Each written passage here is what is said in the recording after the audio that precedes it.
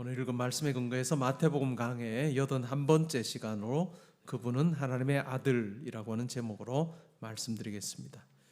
이제 마태복음 강해가 2번 더 하면 이제 마칩니다.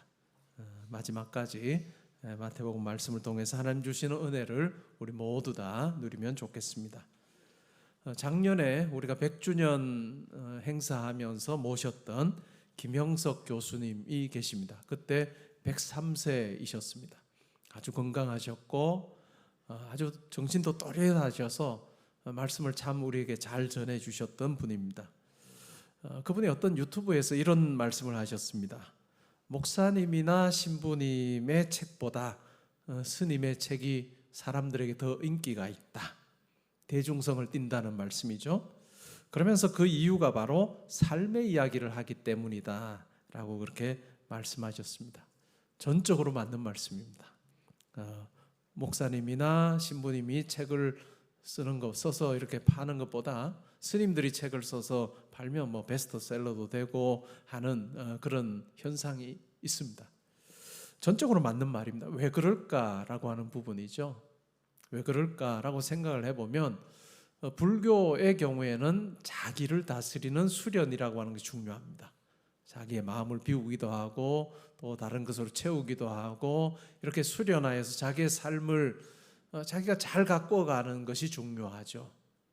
그래서 삶의 이야기가 많을 수밖에 없습니다. 그런데 기독교의 경우는 어떨까요? 기독교의 경우는 우리가 믿는 대상이 있습니다. 불교와 확연히 구분되는 우리는 하나님을 믿고 또 하나님께서 자기의 아들을 통해서 우리 가운데 역사하신 놀라운 그 역사를 우리가 믿습니다. 그러다 보니까 신부님이나 또 목사님들이 말씀을 강론할 때는 당연히 불교와는 다르게 하나님 이야기를 할 수밖에 없고 예수님 이야기를 할 수밖에 없습니다. 왜냐하면 이것에 기반을 두고 우리의 삶이 이루어지기 때문에 당연한 그와 같은 내용입니다. 오늘 우리가 읽은 말씀은 성경 중에서도 가장 중요한 사건이라 할 수 있습니다. 오늘 말씀을 보면 예수님께서 제3시에 십자가에 달리십니다. 그리고 제6시에 온 땅에 어둠이 임합니다. 그리고 3시간 동안 어둠이 있고 제9시에 예수님께서 운명하십니다. 이 3시, 6시, 9시라고 하는 이것은 그 당시에 유대인들의 시간 계산법에 의한 시간이죠. 유대인들의 경우는 우리는 낮밤을 이렇게 생각할 때 하루의 시작을 우리는 밤 12시부터 시작을 합니다. 그런데 유대인들의 경우에는 예수님 당시의 유대인들의 경우에는 하루의 시작이 저녁 6시부터입니다. 그러니까 밤이 먼저 있고 그 다음에 낮이 있는 이와 같은 형태였습니다. 오후 6시부터 오전 6시 이 밤 시간은 12시간이죠. 4등분을 했습니다. 그러니까 1경, 2경, 3경, 4경이라고 그렇게 불렀습니다. 밤 4경이면 언제일까요? 새벽 3시부터 새벽 6시 사이를 이야기합니다. 예수님께서 밤 4경쯤 되었더라, 어떤 일을 행하셨는데 밤 4경쯤이었다라고 하면 그렇게 이해를 하시면 됩니다.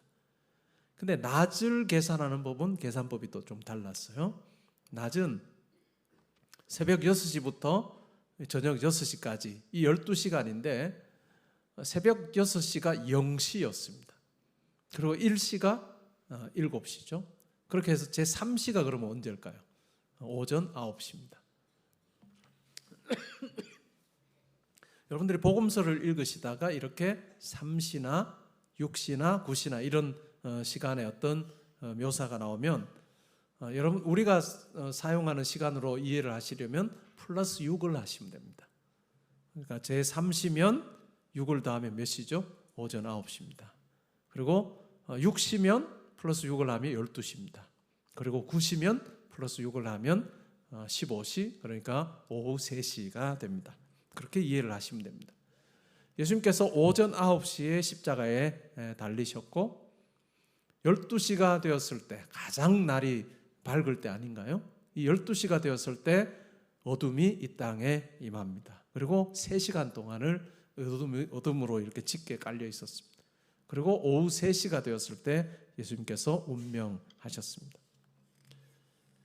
이 어둠이라고 하는 부분에 대해서 우리가 한번 살펴보기를 원합니다. 십자가상에서 일어난, 예수께서 십자가에 달리셨을 때 일어난 기이한 2가지 현상을 오늘 마태가 이야기를 하고 있는데, 첫 번째가 바로 어둠이 임했다라고 하는 겁니다. 어둠이 온 땅에 임했다라고 하는데, 이 온 땅이 어딜까? 학자들이 관심을 가지고 이렇게 찾아봤지만 정확한 답은 우리가 알 수 없습니다. 근데 이게 팔레스타인을 다 덮은 것일지 아니면 온 땅을 덮은 것일지 우리는 알지는 못합니다. 그러나 그 골고다 언덕 거기만을 이렇게 덮지는 않았을 거다라고 하는 것이 지배적인 이해입니다. 그러면 이 가장 밝을 그 시간에 어둠이 임한 것, 이것이 일식일까라고 하는 의문도 던진 사람들도 있습니다. 근데 일식이 일어나는 것은 주로 음력으로 초하루에 일어나는데, 예수님께서 십자가에 못 박히실 이 시기는 일식이 일어날 시기는 아니었던 것으로 우리가 이해를 합니다. 그렇게 보면 이 어둠이 12시부터 3시까지 임한 이것은 초자연적인 현상입니다. 하나님께서 자연 만물을 주관하시는 거죠.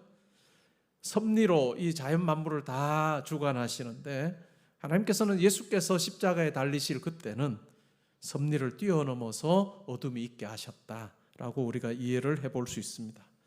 그럼 과연 어둠이라는 게 뭘까라고 하는 거죠. 예수님께서 십자가에 달리셨을 때 기이한 현상으로 어둠이 3시간 동안 땅에 있었는데, 그 어둠이라고 하는 것은 무엇을 의미할까라고 하는 것을 생각을 해보면 하나님의 임재를 의미하고 하나님의 심판을 의미합니다.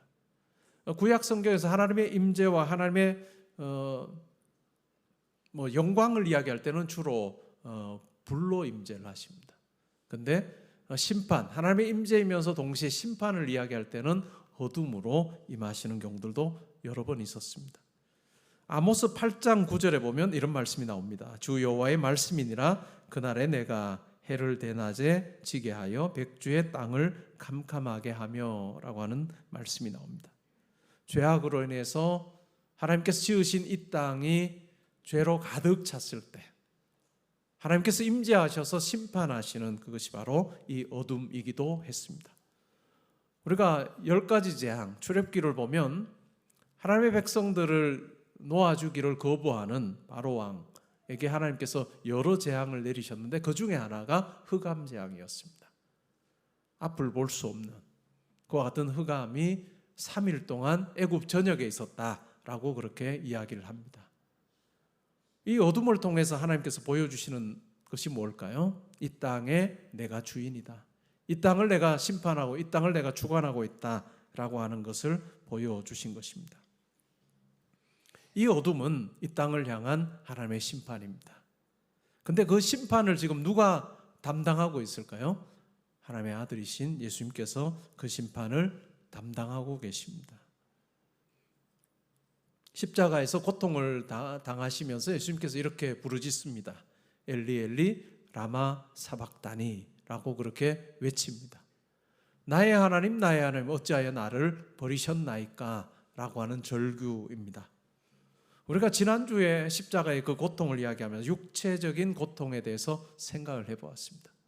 어떤 화가도 진짜 십자가형의 이 육체적인 이 고통, 이 잔인한 이 고통을 제대로 그려낸 사람이 없다라고 그렇게 말씀을 드렸습니다. 십자가형은 육체적인 고통이 따르는 것뿐만 아니라 이 예수님의 십자가형을 통해서 우리가 알게 되는 것은 영적인 고통 또한 예수님의 죽음에 아주 두드러지게 드러난다라고 하는 것입니다.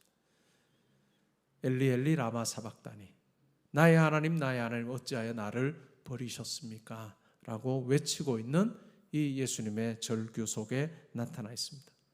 여러분, 예수님과 하나님의 관계는 어떻습니까? 성부와 성자의 이 관계는 참으로 친밀한 관계입니다. 어떤 순간에도 예수님께서 하나님을 거역하신 적이 없습니다. 이 땅에 오시기 전에도 성부 하나님의 뜻을 좇아서 성자 예수님께서는 항상 아버지의 뜻에 합하여 순종했던 그런 모습으로 지내셨고, 이 땅에 우리의 모습으로 이 땅에 오신 이후에도 예수님께서는 어떻게 하면 아버지의 뜻을 하나도 어기지 않고 따를 수 있을까라고 생각하여서 시간을 정하여서 기도하러 가시고 아버지의 뜻 앞에 순복하셨던 그러한 모습을 우리가 발견합니다. 그러한 주님이 십자가 위에서 버림받습니다. 하나님과 하나이신 그분이 철저하게 버림받고 외면당하는 그러한 사건이 바로 이 십자가 사건이었고, 어둠과 예수님의 절규를 통해서 우리가 확인할 수 있습니다. 그 절규는 무엇 때문에 일어난 것일까요? 우리를 위하여서, 우리를 대신하여서 하고 계시는 절규입니다. 하나님의 형상대로 지음받았지만 범죄함으로 죄악 가운데 태어나서 죄악을 먹고 마시면서 사는 우리, 하나님과 영원히 분리되어 살 수밖에 없는 우리를 하나님 자녀 되게 하고 하나님 가까이 거하도록 하기 위해서 우리가 감당해야 되는 그 죄의 형벌을 예수님께서 대신 감당하심으로, 나의 하나님 나의 하나님 어찌하여 나를 버리셨나이까 라고 하는 그 절규, 우리가 외쳐야 되는 그 절규를 예수님께서 대신 외치심으로, 우리를 대신하여 죽으심으로, 우리를 위하여 우리의 죄값을 대신 지불하심으로 하나님의 자녀가 될 수 있는 새로운 살 길을 열어주셨다라고 하는 것입니다. 영원히 이 절규를 하다가 세상을 떠날 수밖에 없는 우리를 대신하여 위하여 예수님께서 이 절규를 하심으로 우리가 더 이상 이 절규를 하지 않고 살 수 있는 존재로 우리를 바꾸어 주신 이 은혜가 이 첫 번째 등장한 기이한 사건에 드러나 있습니다. 두 번째로 기이한 현상이 있다면 성소의 휘장이 위에서 아래로 찢어진 것입니다. 이 성소의 휘장은 성소 안에 지성소와 성소를 구분하는 커튼입니다. 구분하는 커튼인데 이것은 얇은 커튼이 아니라 아주 두꺼운 커튼입니다. 10cm 혹은 15cm 정도 돼서 쉽게 찢어지지 않는, 양쪽에서 소 몇 마리가 잡아당긴다 해도 찢어지지 않을 정도로 아주 튼튼한 휘장이었습니다. 근데 그 휘장이 위에서부터 아래로 찢어졌다라고 마태는 적고 있습니다.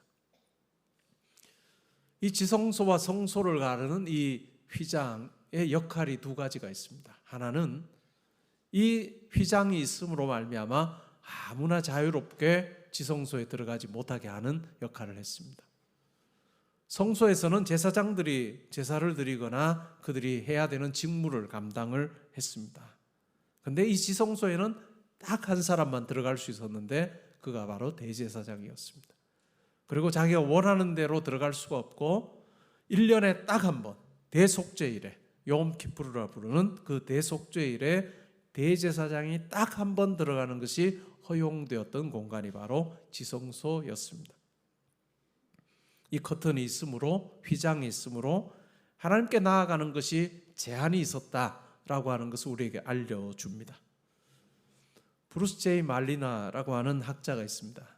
그 학자는 예수님 당시의 유대인들을, 유대인들만이 아니라 사람들을 14등급으로 나누었습니다. 이 14등급으로 나눌 때 그 기준은 바로 거룩이었습니다. 거룩이라고 하는 기준을 가지고 사람을 14등급으로 나누었는데요. 첫 번째가 제사장들입니다. 두 번째가 레위인들이고, 세 번째가 양부모가 유대인인 사람들, 예수님이 딱 여기에 해당합니다. 네 번째가 제사장들의 비합법적인 아이들, 다섯 번째가 유대교로 개종한 사람들, 여섯 번째가 한때 노예였지만 자유인이 된 개종자들, 일곱 번째가 혼외관계를 통해서 태어난 아이들, 여덟 번째가 아버지 없는 아이들, 아홉 번째가 고아들, 열 번째가 사람들에 의해서 만들어진 고자, 11번째가 타고난 고자, 12번째가 기형적인 성기를 지닌 자, 13번째가 양성자, 14번째가 이방인들. 이렇게 사람을 14등급으로 나눴습니다. 가장 거룩하다고 생각된 사람은 제사장들이었고, 가장 거룩하지 않다라고 생각되는 사람들은 이방인들이었습니다. 이방인이라고 하면 아무리 부유해도, 아무리 권력을 가지고 있어도 거룩의 정도에서는 가장 하위 단계에 해당한다라고 그렇게 생각을 했습니다. 이러한 거룩의 정도에 따라서 실제로 성전이 구성이 되어 있습니다. 가장 거룩한 사람들이 성전의 가장 안쪽에까지 들어갈 수 있습니다. 제사장들 중에서도 대제사장은 가장 거룩한 자여서 지성소에 들어갈 수 있는 특권이 부여가 되어 있었습니다. 그러나 아무리 왕이라 할지라도 이방인이면 이방인의 뜰까지밖에 들어가지 못하는, 하나님께 나아가고자 해도 나아가는 것이 가로막혀 있는 그것이 바로 그 당시의 사회였습니다. 첫 번째로 우리에게 이 휘장이 알려주는 것은 하나님께 나아가는 데 제한이 있었다라고 하는 것입니다. 그리고 두 번째로 이 휘장의 역할이 있다면 그것은 거룩하지 않은 자가 하나님께 나아가면 죽임을 당합니다. 거룩하지 않은 자가 하나님께 나아가면 당장의 죽임을 당하는데 그것을 막기 위해서 이 휘장이 존재했습니다. 두 가지 기능이죠. 그런데 예수님께서 십자가에 달리시고 운명하셨을 때 이 휘장이 찢어집니다. 이 휘장이 찢어진 것은 어떤 것을 의미할까요? 이제는 이와 같은 방식으로 우리가 하나님 앞에 나아가는 것이 아니라 새로운 방식이 우리에게 주어졌다라고 하는 이야기입니다. 히브리서 10장 19절부터 20절은 이렇게 말합니다. 그러므로 형제들아 우리가 예수의 피를 힘입어 성소에 들어갈 담력을 얻었나니 그 길은 우리를 위하여 휘장 가운데로 열어놓으신 새로운 살 길이요 휘장은 곧 그의 육체니라. 예수께서 십자가에서 자기의 육체를 찢으심으로 찢어진 그 육체를 통해서 우리가 하나님께 담대히 나아갈 수 있는 담력을 얻게 되었다라고 그렇게 이야기를 합니다. 우리가 담력을 가지고 하나님께 나아갈 수 있는 그 근거는 무엇일까요? 우리가 성경의 다른 구절에서 보면 예수 그리스도의 십자가 사건을 통해서, 그 죽음을 통해서 우리의 죽었던 영이 살아납니다. 우리의 양심이 깨끗하게 되어서 살아계신 하나님을 섬기는 것이 가능해졌기 때문에 담력을 가지고 하나님의 은혜의 보좌 앞으로 나아갈 수 있게 되었다라고 그렇게 이야기를 하고 있습니다. 이것이 놀라운 변화입니다. 우리가 신앙인으로 사는 것, 그것은 어떤 걸까요? 이 휘장 너머에 계시는 그 하나님께서, 우리의 눈에 보이지 않으셨던 그 하나님께서 이제는 예수 그리스도를 통해서 우리의 영이 살아남으로 우리가 하나님을 보는 자로 사는, 그것이 가장 큰 변화일 것입니다. 예수를 믿지 않는 분들은 하나님을 알지 못합니다. 하나님의 존재에 대해서도 알지 못합니다. 그렇기 때문에 이 땅에 살 때 자기가 열심내어 살 수밖에 없습니다. 자기 힘으로, 자기의 노력으로 수고해서 꾸려가는 삶이라고 그렇게 생각을 합니다. 그러나 우리 성도의 경우에는 그렇지 않습니다. 우리의 영의 눈이 열릴 때 하나님이 보이기 시작합니다. 온 우주 만물을 창조하신 그 하나님께서 내 아버지시다라고 하는 확신을 우리는 가지게 됩니다. 때로는 아주 힘든 상황에서도 나 홀로 헤쳐나가는 그 삶이 아니라는 것을 우리는 확신하게 됩니다. 우리 이 땅에서의 삶을 곰곰이 우리가 생각을 해보면 녹록지 않습니다. 쉬운 시절이 하나도 없습니다. 오늘날의 10대들의 삶을 봐도 마찬가지입니다. 학업의 스트레스로 인해서 얼마나 힘들어하는 친구들이 많은지 모릅니다. 약을 먹지 않으면, 또 치료를 받지 않으면 도무지 이 상황을 버텨낼 수 없다라고 이야기하는 아이들이 참 많이 있습니다. 10대만 어려울까요? 20대도 어렵고 30대도 어렵고 40대도 어렵고 우리의 인생의 시기 어렵지 않은 시기가 하나도 없습니다. 그런데 하나님께서 우리 삶 가운데 함께 해주십니다. 하나님께서 우리의 삶 가운데 함께 하셔서 우리를 지으신 그분께서 예수 그리스도를 통해서 우리를 아들, 딸 삼으신 그 하나님께서 우리의 삶 가운데 동행하고 계심을 우리는 분명히 확신하며 달려갑니다. 바닷가에 모래사장에 발자국이 나 있습니다. 우리의 인생의 발자국입니다. 때로는 발자국이 4개입니다. 두 사람이 걷는 것처럼 보이죠. 그러나 어느 시점부터는 발자국이 2개밖에 없습니다. 이것을 보고 어떤 성도가 하나님께 아뢰었습니다. 하나님, 평온할 때는 저와 함께 이렇게 같이 가주시더니 제가 아주 힘들 때는 하나님 어디 가셨습니까? 그래서 하나님께서 이렇게 말씀합니다. 내가 정말 힘들어할 때는 내가 너를 업고 걸었단다. 그래서 발자국이 2개밖에 없은, 너를 내가 외면한 것이 아니라 너를 내가 업고 친히 그 어려운 과정을 내가 통과했기 때문에 네가 여기 있을 수 있는 거다라고 말씀해 주셨습니다. 우리의 삶이 그러한 것 같습니다. 보이지 않는 그 하나님을 보는 자로 사는 것, 커튼을 열어 젖히시고 휘장을 열어 젖히시고 우리로 하여금 그 영광스러운 하나님과 함께하는 삶으로 우리를 초대하고 계시는 그 하나님의 부르심에 순종하는 우리가 되면 좋을 것 같습니다. 오늘 본문에 보니까 첫 수혜자가 등장합니다. 누굴까요? 54절에 나오는 로마의 백부장입니다. 그는 전쟁에 참여해 사람이 죽어가는 광경을 많이 보았던 사람일 것입니다. 그리고 십자가형을 여러 차례 집행해서 십자가에 달려 죽어가는 많은 사람들을 그는 보았을 것입니다. 근데 예수님의 십자가에서 죽음은 다른 사람들과 달랐습니다. 십자가에서 죽으시는 그 예수님의 모습을 보면서 그의 눈이 밝아졌습니다. 성소의 휘장 뒤에 가려져 있던 하나님을 그는 보게 된 것입니다. 구원하시는 하나님, 그리고 하나님의 아들을 그는 보았습니다. 그리고 그는 이렇게 고백합니다. 이는 진실로 하나님의 아들이셨다라고 그렇게 고백합니다. 제대로 된 고백을 한 첫 번째 사람이 바로 백부장이라 할 수 있습니다. 하나님께서 그의 영의 눈을 열어주실 때 그냥 단순히 사형틀 위에서 죽어가는 한 사람이 아니라 하나님의 아들임을 그는 고백할 수 있었습니다.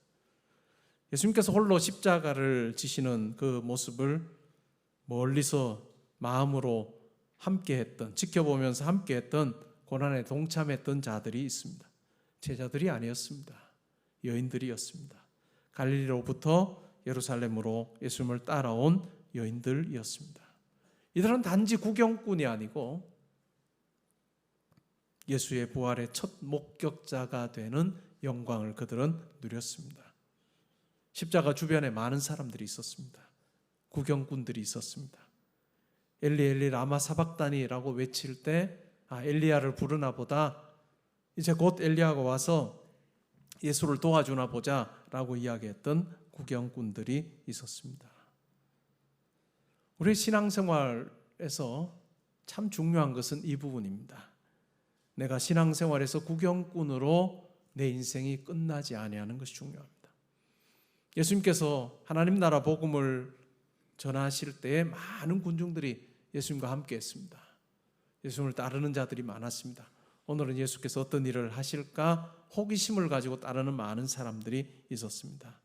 근데 그 군중 사이에서 한 여인이 있었습니다.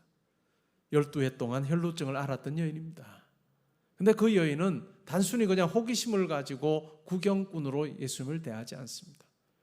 내가 예수님의 옷을 만지기만 해도 내 병이 나을 거다라고 하는 그 마음을 가지고 예수님의 옷자락을 만졌을 때 그의 혈루 근원이 말랐던 놀라운 변화가 일어났다는 것을 우리는 알고 있습니다. 우리 신앙생활 속에서 그저 종교활동이나 친구를 사귀는 그 차원이 아니라 이 휘장을 열어 젖히시고 우리를 하나님의 영광으로 초대하시는 그 하나님을 바라보며 우리가 믿음으로 반응하는 것은 우리에게 꼭 필요한 부분일 것입니다. 우리를 향해서 초대하시는 그분은 우리가 하나님께 나아가 하나님의 능력을 구하고 하나님의 은혜를 구할 때 우리에게 자기의 지혜와 능력을 더하셔서 우리의 삶이 우리의 힘으로 사는 삶이 아니라 하나님의 것 가지고 사는 삶이 되게 하실 것입니다.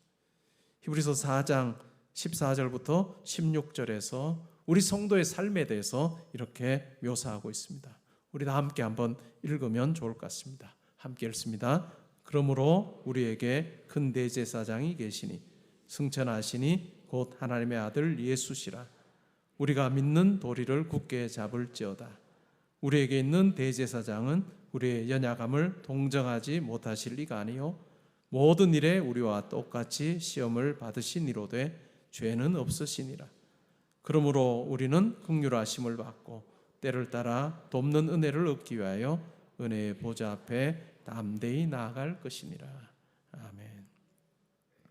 은혜의 보좌 앞에 담대히 나아가기를 즐거워하는 저와 여러분 되면 좋겠습니다. 여러분의 10년 후, 20년 후 어떤 모습일까요? 지금부터 10년 후 내가 어떨까? 20년 후 어떨까? 생각을 해보면 여러분이 생각하는 그 모습이 있을 겁니다. 근데 그것만이 아니라 하나님께서는 예수 그리스도를 통해서 우리에게 속사람이 무엇인지를 알게 하셨습니다. 우리의 영이 살아나서 우리의 속사람이 존재하는 거예요. 이 속사람이 10년 후, 20년 후에는 더 멋지기를 원합니다. 예수를 더 많이 닮는 그러한 모습이 되기를 소원합니다. 때론 우리의 육체는 약해져도 우리의 속사람은 강건해져서 예수를 닮아서 그 하나님의 넉넉함을 내가 만나는 사람들에게 보여주는 그런 멋진 삶 살기 원합니다 라고 하는 그 소원함이 있으면 좋겠습니다. 그래서 저는 그렇게 기도합니다.